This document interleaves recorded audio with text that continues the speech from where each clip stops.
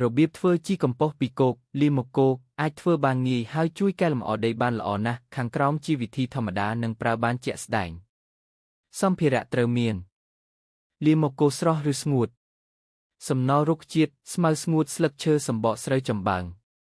ទឹកកន្លែងដាក់ជីលើដីឬក្នុងរន្ធធុងជំហានធ្វើជីកំប៉ុស្តគោក 1. រៀបចំកន្លែងជ្រើសរើសកន្លែងមានម្លប់មិនជ្រាបទឹក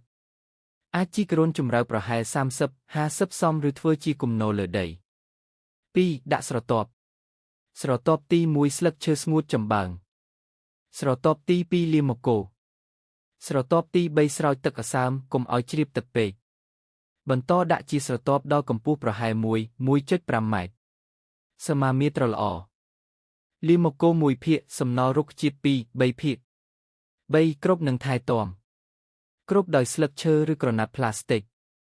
រៀងរាល់ 7-10 ថ្ងៃបង្វិលច្របល់ជីម្ដងបើស្ងួតពេកបន្ថែមទឹកតិច 4. រយៈពេលរង់ចាំ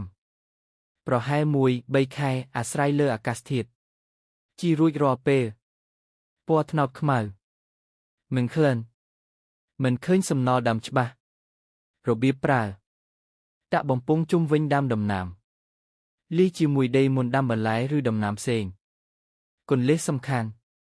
កុំប្រើលីម៉ូកូស្រស់ផ្ទាល់ព្រោះអាចក្តៅនិងប៉ះពាល់ដើមកុំឲ្យជីជ្រាបទឹកពេកបើចង់ឲ្យរលាយលឿនអាចបន្ថែមអឹមឬមេជីបើអ្នកចង់បានរបៀបធ្វើលឿនធ្វើក្នុងធុងឬប្រើអឹមមេជីសូមប្រាប់ខ្ញុំបាន